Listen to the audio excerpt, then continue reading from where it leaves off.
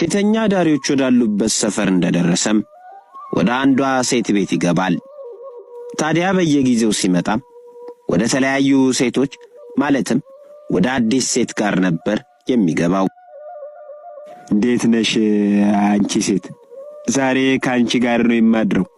ስለሆነም ወደ ውስጥ ግቢና ራስሽን ለኔ አዘጋጂ ይልና ወደ ሴቶቹ ቤት ይገባል።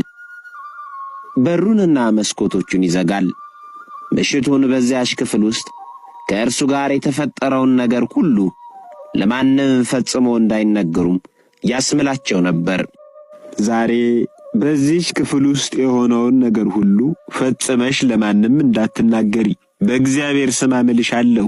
ለማንም ቢሆን ለማንም ዛሬ በዚህ ምሽት ከእኔ ጋር የሆነውን ነገር በፍጹም ለማንም እንዳትናገሪ። እንዲህ ያደረገ ዓመታት አለፉ። በከተማው ያለ ሁሉም ሰው ይህንን ግብሩን አወቀ። በከተማው ያሉ የእስክንድርያ ሰዎችም በዚህ በእጅጉኑ ይበሳጩ ነበር። እንዴት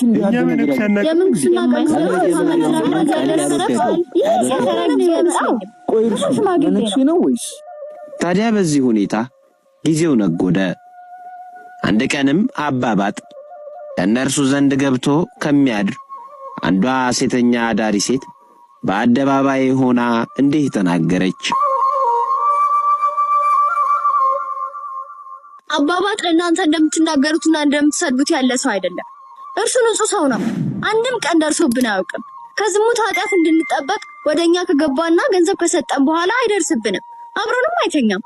ይልቁንም ሌሊቱን ሙሉ ሲያለቅስ ሲጸልይና ሲሰግድ እግዚአብሔርንም ስለምን ያድራል እንጂ ሲነጋ ምሽቱን ሁሉ ሲጸልይ እንደነበረና ከኛ ጋር ምንም እንዳልፈጸመ እንዳንናገር አስብሎን ይወጣል። እስከዛሬም የሆነው ይህ ነው።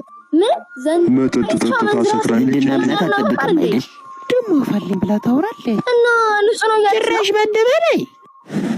ነገር ግን አባባጥ ሴቶቹ ጋር በገባ ጊዜ ይህንን ግብሩን ለማንም እንዳይገልጡ ፈጽሞ አስምሏቸዋልና እርሷም መሐላ አፍርሳ ተናግራለችና ጋኔን ይዞ አሳበዳት።